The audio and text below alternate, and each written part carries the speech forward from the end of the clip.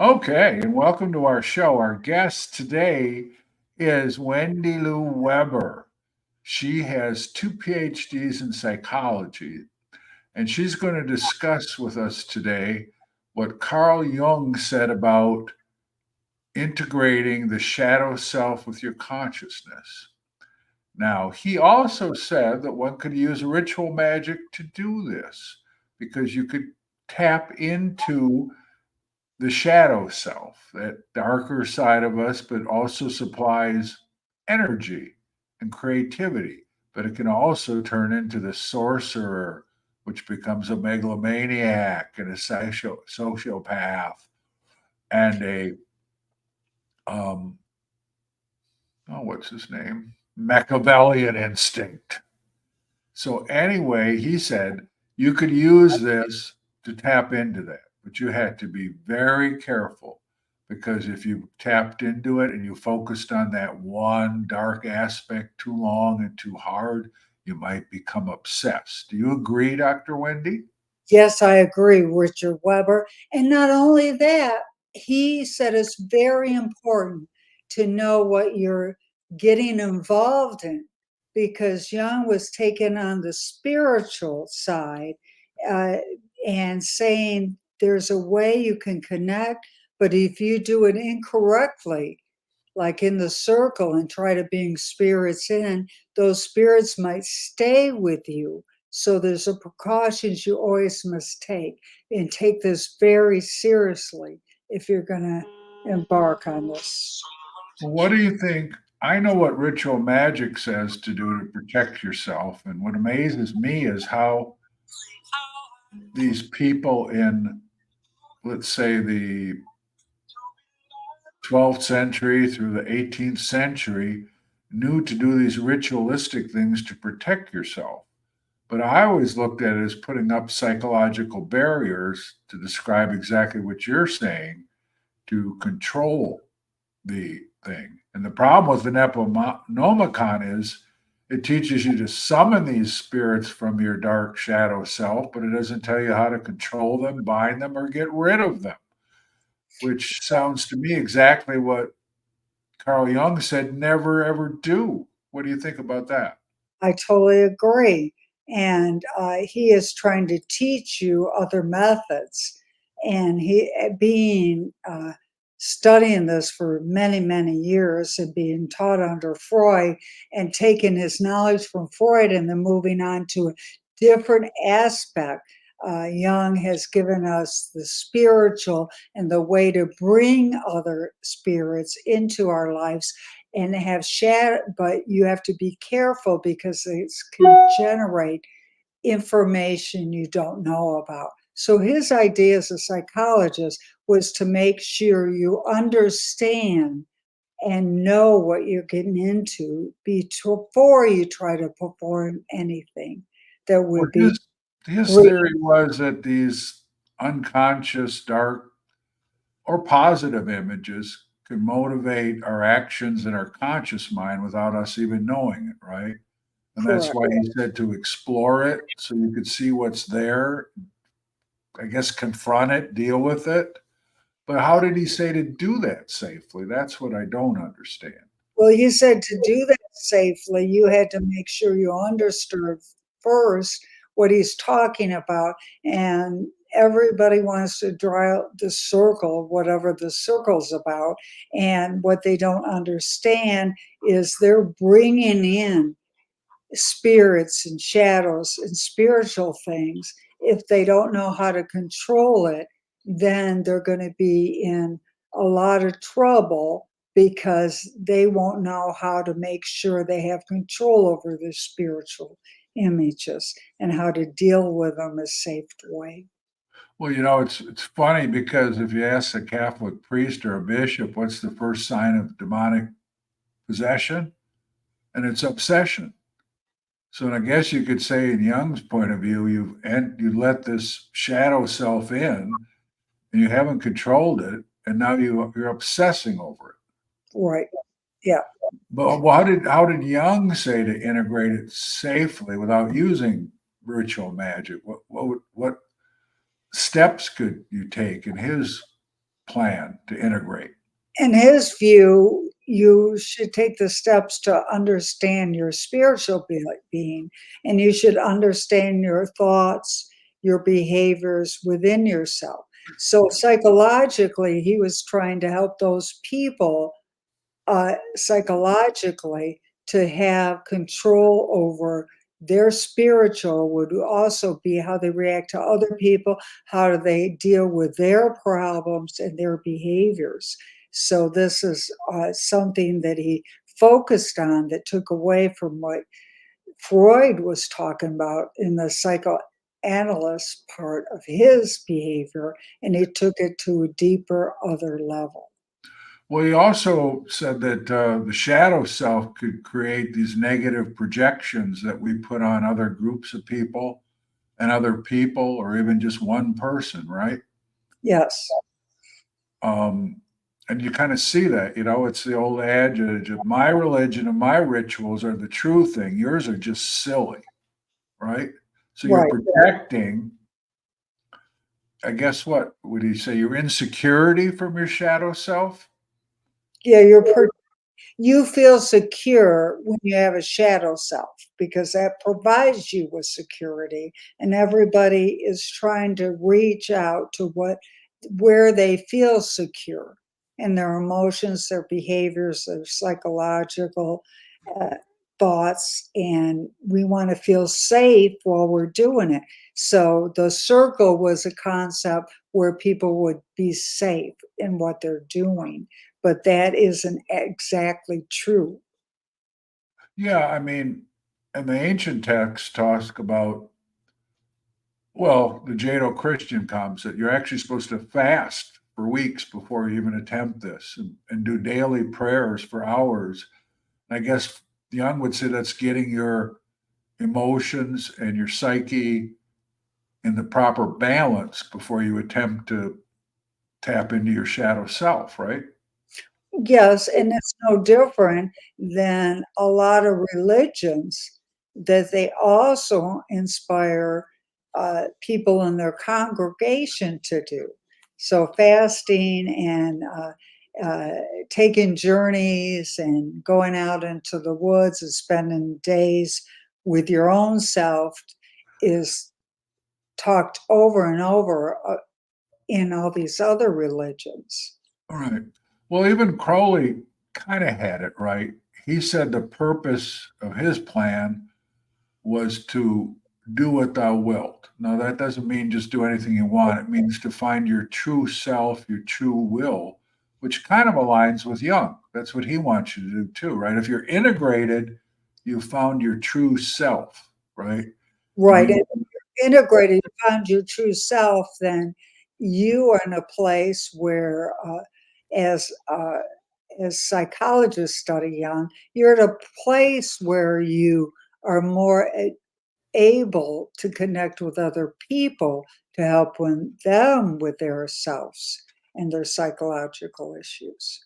but the ego kind of enters into this too. Like if somebody is a religious fundamentalist and think everybody else is an infidel and going to hell, they've kind of taken that comfortable aspect of their shadow and then stapled it really firmly into their ego so that they didn't do it the right way. They're projecting the belief system that makes them feel so safe on everybody else around them. So it's kind of contaminating your ego. Well, yes, and they fail to take in the superego. We all have the id and the ego that are involved, but the superego protects us from the id and ego perspectives. And So so, would you say that Jung adapted Freud's idea of the id and called it the shadow self? yes, Okay. Yeah, I think Freud was on the verge, but he kind of looked at it as just primordial instincts. He didn't really give them archetypes, right? And characters. Yeah. right. No, that's interesting. But I still don't understand what Jung would say how to do it. Well, he focused more on the individual and how you can become into your behaviors. I think where he uh, didn't explain fully is you as a psychologist, you as a person that have become what you think is having a good sense of your shadow and your spiritual being to be able to explain that to others. When he's comes into that, I that's where he lacks a little bit of information, even for psychologists. How as a psychologist can I integrate Jung so people understand the difference and are able to incorporate that in their life to Well, get did like Jung say that you're supposed to do this in the hands of a therapist or by yourself? either one. He didn't really explain if it had to be a therapist.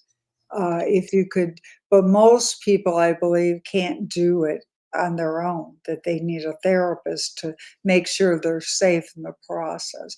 But he never indicated you couldn't do this process on your own.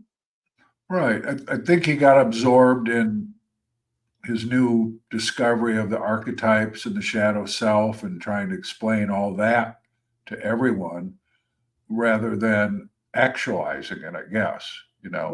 And then he probably died before he could do it. And he probably wasn't a practicing therapist, I'm sure, the last 15, 20 years of his life. Actually, he was busy writing and doing his research.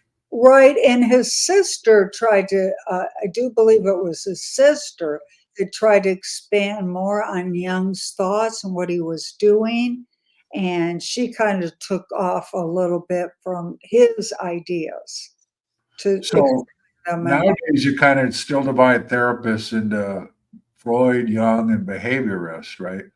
yeah. So where did modern therapists get their ideas of adapting Jung into their therapy? Well, Jung is much easier almost to adapt. Behaviorism is I can modify your behavior modifications by making sure I give you positive or negative reinforcement. And that was really what Skinner was doing, what the behavior Mhm. modification was by giving positive and negative enforcement, it would result in certain behaviors in people. Of course, he tested it with animals, and then he also tested it with his son, his child, to see. Right. Yeah. In those days, they used to experiment on their children, all of them, didn't they? I think, did Jung even? I think so, a little bit, right? Yes, yes, he did. Freud. Well, Freud didn't have no, he had one son, I think, only. Can't remember. Yeah, and you don't ever hear about Freud having other people involved until he had mentored. I mean, he had mentored other people, but Right. Jung, I mean, Freud was at a time where during that time people grasped a lot of his psychological theories and became popular in psychology due to the id, ego, and superego and how they related. But He initially, he was scorned by the whole medical community, right? absolutely, and why he was scorned is he used his patients, not as children, as subjects, and most of there were women that he And used. they thought he was obsessed with sex, sex, sex, and the Oedipus complex. And he thought that, Exactly. and I think most therapists, psychologists, psychiatrists would agree that the sex drive is our primal psychic energy force that we use. Right, but the community at that time didn't want to deal with bringing up sexual issues and how to explain that. And so he was shunned for having that thought that a Oedipus complex existed, even Right. though all of us know today that it did, and it still does. Well, Still sure. Most writers in the 1700s, 1800s, if you wrote anything about sex in a book, you could go to jail, right. period. They used all sorts of wordplay and euphemism for it, except the Marquis de Sade, of course. He went off the thing and ended up in an asylum because he wouldn't give up. Well, when you studied psychology, I guess what I'm saying is at some point somebody adapted Jung's theories and methods into a workable, teachable framework that they taught you. Yes. Um, Yes, I mean, he is one of the, even more than Freud, psychologists will study Jung's ideas and thoughts. I know a lot of psychologists have written books on him just because there still isn't a really good explanation of how he could do what he did. But most psychologists have integrated him and his theories into their clients, unless it's dealing with somebody like children and adolescents. And then when so they, would you say that this modern trend that just never goes away, where people, intelligent people, educated people even join these cults and they take everything for face value word, even though there's no proof and it's not right, but they can't see the truth. Why don't they want to see the truth? Is it that it's something from their shadow self that, like you said, makes them feel comfortable in this world that we're living in? So they just grasp onto it and then they just let it, well, they become obsessed with their belief. well, there's very few, even intelligent people, that are leaders. And once a leader who's very, very strong, they learn very soon that what they can do is control others, their Right. actions, their emotions, their behavior. So once you decide not to be a leader and become a follower, then these leaders have an open area for different religions, different spiritual environments, different how I see my life to grab hold Politics. of, because they turn into the power and the spiritual, and they it's so much easier for you to let somebody tell you what is than Well, I you. think, was it Adler that kind of spoke to this leader follower thing in percentages and diagrammed how it, what Yes, the Adler. leader, the leader aspects were very minute percentage of the population. And Adler also applied that for young children because children right away want to be in a group and they want to join groups. It's a mentality we have when we're really young. And so they want to join a group. And so they'll do everything to believe whatever that group decides is right, that they're part of that. And Well, I so think it right away, goes back to Maslow's thing of safety and security. As right, a Homo sapiens, like the chimps and the gorillas, or a wolf pack, you're safer in a group. If you're out there all alone, you're more vulnerable.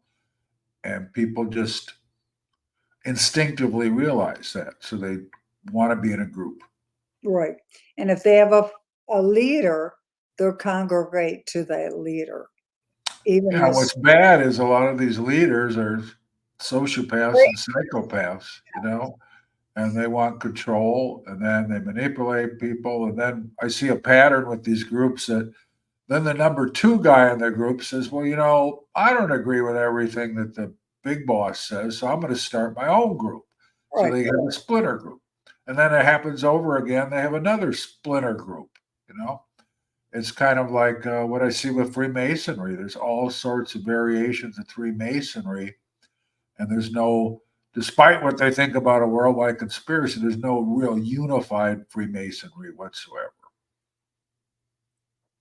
I no, mean, when you were in the Eastern Star, right, and I've talked to 33rd degree Masons, they don't know anything about the esoteric stuff, and they're not interested in it at all. They're just interested in the fraternity and the protection that the fraternity provides them, or they believe provides them. and unfortunately it becomes brotherhood. So even involved as a woman in the Easter Star, you're thought of or looked at it as a second citizen, that Right. uh, the Masons decide as a wife or daughter, you should take as word.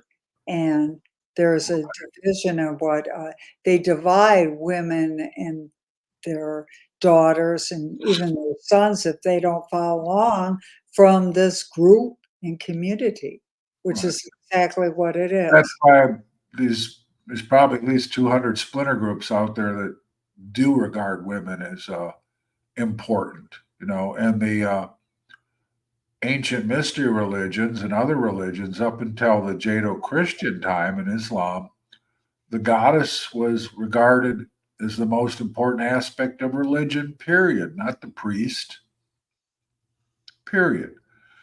But we somehow lost track of that totally. Well, men weren't comfortable with it. Of They course, still aren't comfortable with it. there's a threat, and women tend to be more looking at how they can, as helpers, and how they can, as mothers, how they can make everything work together. We're gatherers in some ways of trying to make sure people stay together as a group. But somehow that became threatening to a lot of men population out of Well, there. it's like that Sherlock Holmes episode we watched, and his brother Mycroft, head of the MI6, said that there's a dark presence and it's right at our shoulder, and we're going to lose the battle. And what he was really talking about is feminism and women coming to power and being recognized as intelligent, productive members of society. And it still threatens people. Look at the politics of the United States right now, trying to tell women everything what to do with their bodies, and they don't even have a clue about a woman's body or a woman's health.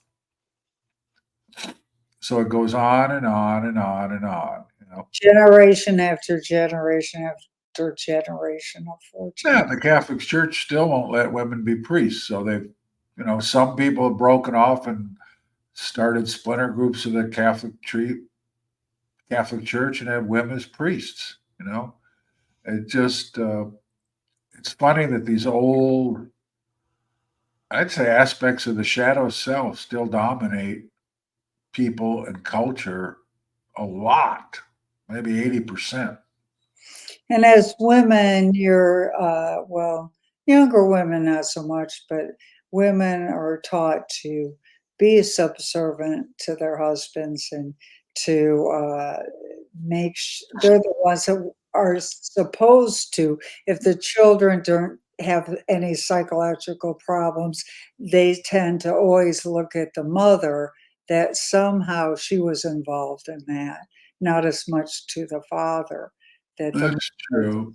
Well, I guess, they always say, tell us about your childhood, but they always focus on your mother relationship, don't they? Mhm. Well, I can see that with boys more, but no, it should be equal. You had two parents and they both influenced your life.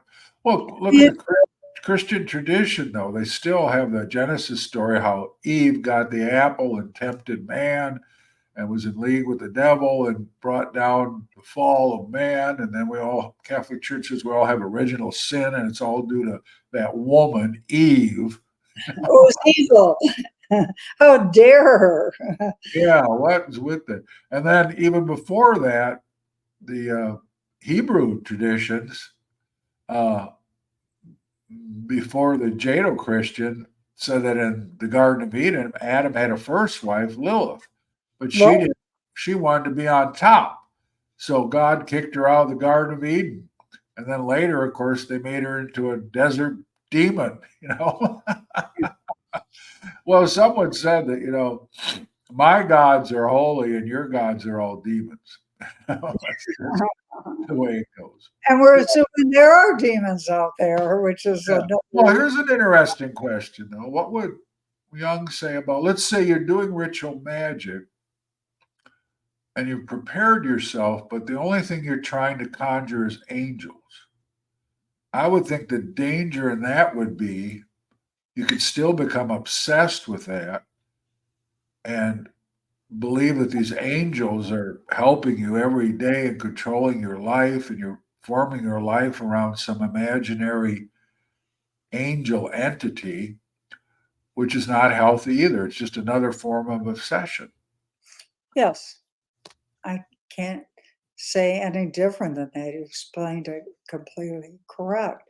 Yeah. That angels may or may not exist, but that puts people into a fantasy world, which encompasses their life and gives them a reason for what they think is happening, or that is some shadow controlling them, and the angels telling me what to do.